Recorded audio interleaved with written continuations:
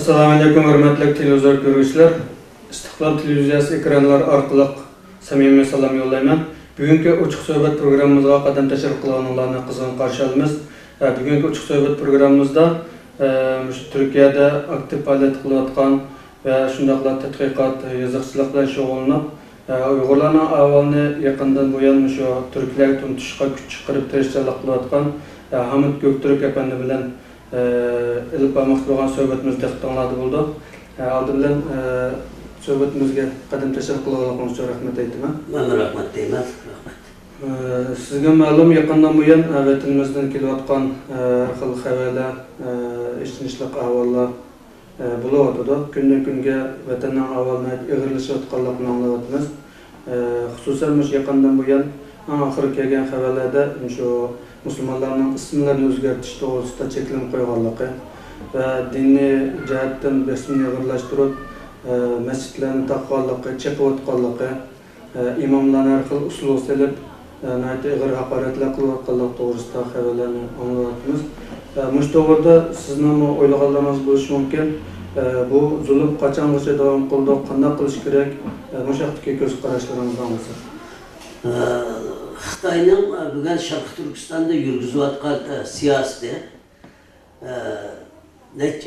belki necha yüz yildan ilgirki Xitoy hukumatining yavlarni idora qilish siyosatining bir davomi. Bugun Xitoyda Xitoy imperatorluq, cumhuriyet ve komünist xasi rejim bo'lgan bo'lsin, bu Xitoyning yavlarni yok qilish, ularning tarixini yok qilish temellik bir an'anaviy yok qilish siyosatiga bir davomi deb tushunsak bo'ladi. Xitoy hukumati hozir kommunizm niqobiga kirayotgan Xitoy hukumatining hozirgi Sharq Turkistonda tutayotgan siyosati xon faşizmi bilan Xitoy şovenizminin en uçuğu çıkan, en eşeddi bir seviyeye çıkan bir hali de düşünsek bulundu. Bugün Can Keşek'nin 1946 yılı Xitay Halk Kurultayı'da sözlüğe bir sözü var. Bunu Mehmet'imin liderimiz Mehmet Emin Buğra efendim özdünki mücadele hatırası da şunda yazıptı. Şimdi bizden Şarkı Türkistan'da 10 yıl hüküm sürdü, diktatörlük yürüttü, 100 binden oşuk bizden ziyalilerimizde, din adamlarımızda, insanlarımızda, müteverlerimizde öldürdü, cemaat evraklarımızda öldürdü. Nâhaydı tarihimizde en çok kırgınçılıkını ilip vardı. Uluslararası birleşip bizde yok kılışkı tirişti. Sovyetli öyle bir oldu. Stalin'in yardımı öyle bizde yok kılışkı tirişti. Ama şundan bir Xitay'da, bir Xitay militarist, Xitay şovenistini, Xitay Halk Kurultayı'da Xitay milletvekilleri, bizden Şarkı Türkistan vekilleri bu kurultayda şınsel boşudak zulüm kıldı. Xitay'ın kılgan bu zulümü 5000 yıllık Xitay medeniyetinin, Xitay tarihinin ki bir yüz karesi, pişanıslık çaplangan bir kara dağ dep bir Mehmet Ümit Hazretleri şurada bir nutuk sözlüğe vaxtıda Xitay milletvekilleri şu zamanda Şıngseyli ölü. Şıngseyli bu kılgan kırgınçılık için, bu katliamı için sonra kıtatılsı diye vaxtıda Xitay'ın ki o zamanki Cumhur reisi Can Keşek çıkıp bu Şıngsey olsa her yılınsa Xitay hazinesi ki 50 minse altın bergen bir vatanperver bunu bunlar da sağlık bulmaydı o dep o minlarca, yüz minlarca Uygur'un ölgünüdür Xitay'ın ki yılda 50 minse özgü bergen Xitay hazinesi ki bergen yardımının ki daha uluğluğunu onun tıkım emniyetlikini üyede ifade kılıp ötken yani bu Xitay'ın ki ötmüştü ki bu Cumhuriyet Xitay Cumhuriyeti'nin imparatorluk Xitay'ın ki bu siyasetinin bir devam boğalıqının bir ifadesi, bunun bir numudisi. Onun için mavzuydu Xitay'da hakimiyette kolu keltügendeki Mustaqil Sharqi Turkiston Cumhuriyetimizni yo'q qilib, Xitoy armiyasi Sharqi Turkistonga kelgandan keyin Xitoyga Şinjan'daki Xitoy armiyasiga yo'l yo'q deb maxfiy bir bayonot e'lon qildi. Buningda deydi ki, o zaman Can Keşek rejiminin komünistlarga haqiqat qaytdi ismi ostida taslim bo'lgan 100 bin kishilik Xitoy armiyasiga shunda bir haber verdi. Biz sizlar bularni Xitoyga qaytarmanglar, bu Sharqi Turkistonga yerleştiringlar, bular bu memleketga yerleşip aşağıda yerlik adam bo'lsin, bu yerda Xitoyning sonini ko'paysin. Biz Şanghay'daki garipliklarga hizmet kılıvatkan 20 bin Xitoy koç hududunu biz yollab bereylik degan sözü var. Undan keyin hozirgi Xitoylar bo'lapmi, hozirgi Xitoyninki Reis Cumhuriyeti Xi Jinping har qanchalik o'zini Xitoy Komünist Partiyasining sekreteri ve sosyalizm insanlarninki adaletlik, hakikat, beraberlik, birlikten ne vursumu özümü bir Xitoy milliyetçisi. Xitoy xan şövenizmi ve Xitoy faşisti. Bu Xitoy faşisti Xitoyni şu kona neçe yıldan beri Xitoyninki yürgüzüp kelayotgan bir milli ideal, milli bir şuar şeklinde devam kılayotgan garipni pesiveliş, yavlarni yo'q qilish siyosatini kutyapti. Bugun Xitoyning 21 yildagi Ipak yo'li, undan keyin bir yangi bir yo'l, yangi bir belvoq deganga o'xshash, işte Qashqardan Pokistonning Gwadar limaniga, ya'ni tutishadigan ekonomik koridor deganga o'xshash. Bugun ilgirda masalan bizning Reis Cumhuriyet Xitoyga borsa, şu Türkiye'deki belki 40-50 milyar dolar tutulduğun bir projeni imzalaş ihtimali varlığı izvatı medya. Bunu Xitoy özünün garipke, Sharqi Turkiston üstüdün garipke özdeki kengiyiş, istila qilish, ishg'ol qilish ve tishish niyatininki bir partisi qilib bunu yurgizvatı Xitoy hukumati. Bugun Xitoy Sharqi Turkistonda nima uchun Uyg'urlarni yo'q qilish g'ayrat qiladi? Birinchi sabab Xitoyning sharqdan bir kengayish ehtimoli yo'q. Yaponiya va bu yerda Xitoy millatininki yani yashash imkoniyati yo'q, coğrafi iklim şartlarından. Onundaki şimalda Sibirya insanlarının günlük hayatında normal devam kıldırışına namusayet topraklar. Ne kaladı? Garip tarafı Sharqi Turkiston kaldı. Sharqi Turkiston'da tamamen bir söyleyip dünyanı Xitoylaştırış.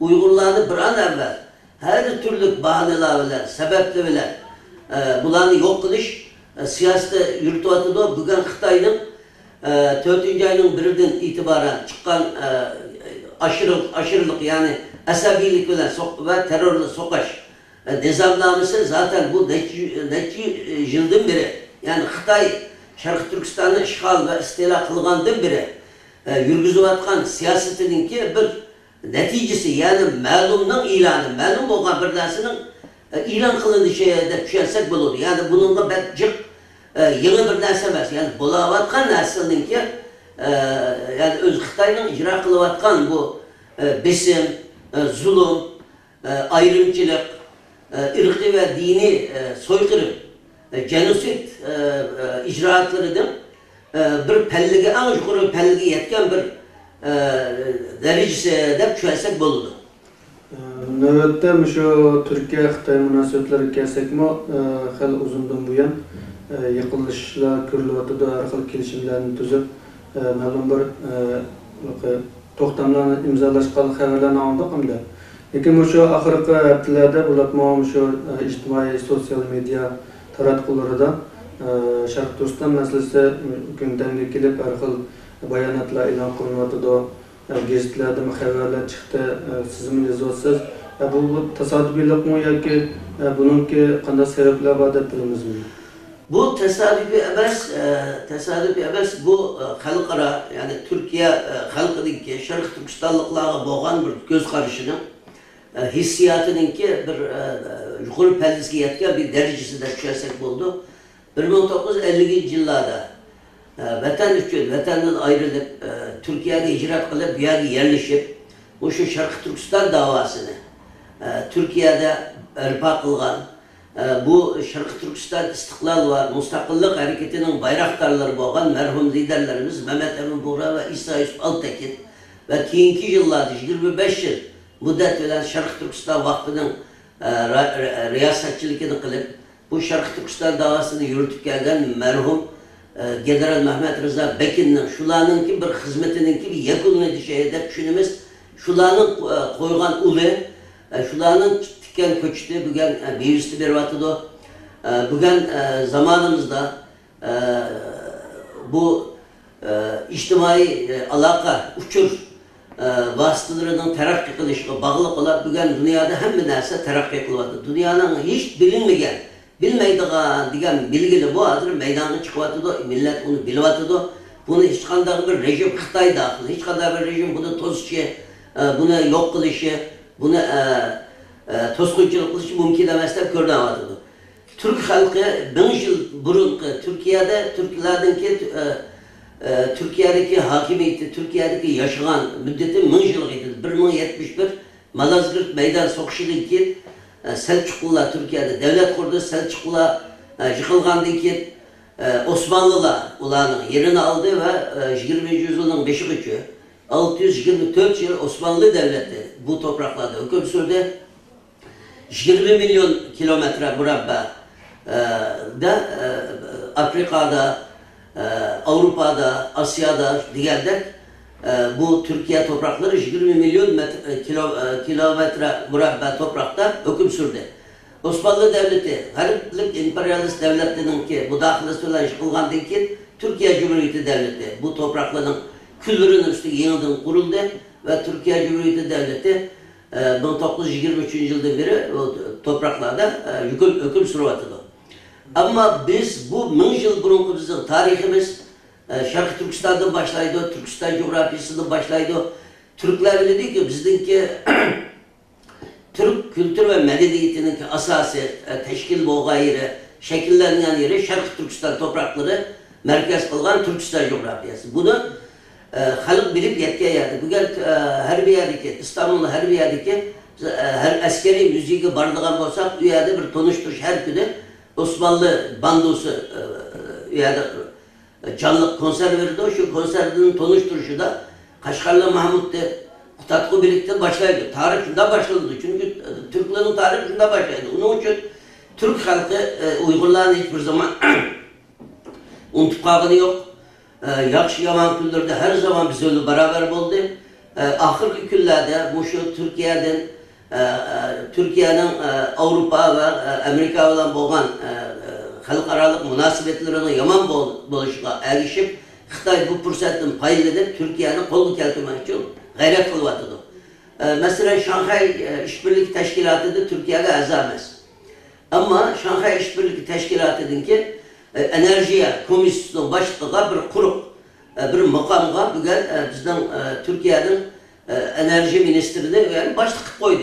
Kurup Özlem'inki mirak koydu. Şu Xitay'ın asası bununla Türkiye'de bir aldatış gücü.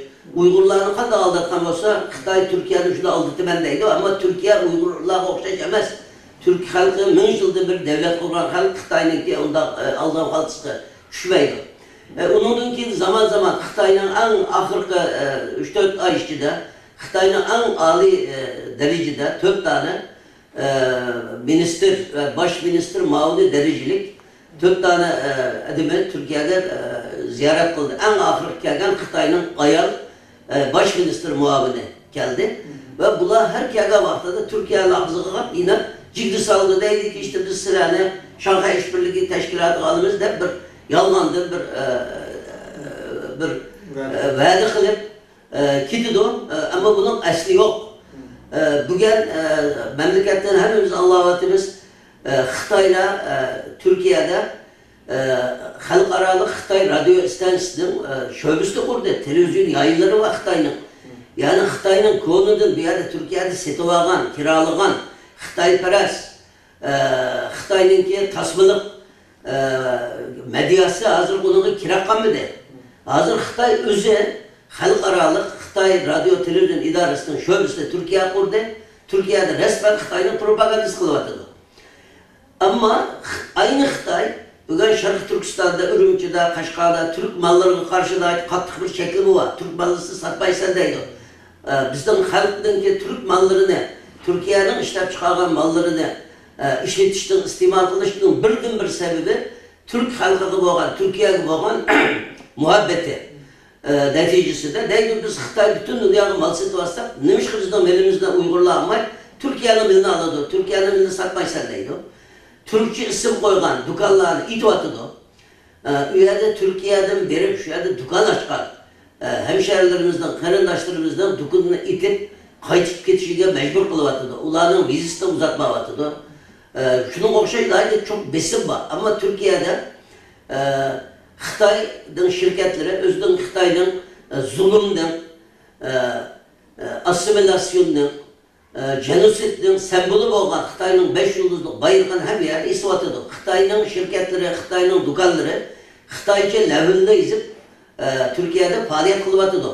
Yani bu iki devletlerin arasındaki münasebetle de adalet ve mutakabiliyet yani karşılıklı adalet buluş gerektir düşündüm ben onu zaman zaman izah yani Türkiye'de Xitay bu kadar daha erken faaliyet yürütüvatkan bir vaxtıda Xitay'ın Türkiye mallarına ve Türk insanlarına karşı tutan pozisyası tamamen bunun tersi de bunu Türkiye aslında bunu nazar itibarına ilişkirek Xitay eğer bir yerde halkaralı Xitay radyo televizyon istasyonunun şöbesini kurup bir yerde Xitay'ın propagandasını, Xitay'ın teşvikatını yürütülen takdirde Türkiye'nin resmi devletin televizyon idaresi, TRT idaresi Şarkı Türkistan'da bir şöbe kuruş gerek, Xitay'ca anlatış verişi lazım. Yani mutakabiliyet bu. Ama Türkiye'de bu Xitay'ın Şarkı Türkistan'da bulavatkan bu zulüme Türkiye'de medyada, televizyonda, basında ve içtimai taraflarda gün tertibi kelgensiri Türk halkının Xitay'a boğan kini, nefreti günlük günlük iş vatıdı. Buna hazır biraz evvel biz Zeytinburnu'da polis idaresine geldik, Nahili polis idaresine geldik. Bir yerdeki karındaşlar, Türk karındaşlar bu 21 tane Uygur'daki bunu tutulganlığa, bunların solak koyulganlığa 5-6 bir narazilik bilgisi, bir yerde bir metbuat bir çıkın kıldı, bir yerde narazilik bildirdi, bir yerde söz kıldı. Bu bolsa Türk halkının, Şarkı Türkistanlıklarının dini cihetten bizim din kardeşimiz, ırkı cihetten bizi bilen aynı kanlı toşuğar, tarihten beri aynı tarihka, aynı kıymetlerle iyi boğan millet boğanlığı için bizi de hiçbir zaman unutkanmaydı. Yani Xitay'ın bu zulümü kançılık iğirlasa Türkiye'de Xitay'a boğan kin, nefret, narazilik şunu günü günüge küçüyüvatıdı. Hürmetli televizyon görüşler, yukarıda biz Uygur Haber Araştırma Merkezi'ndeki mesulü Hamit Göktürk bilen Uygurlar doğrusunda elip bağın söhbetimizde tanlasındık. Bugünkü uçuk söhbet programımız bu yerde ahırlaştı. En bir qatam programda görüşükçe aman bolasızlar. Assalamu alaikum.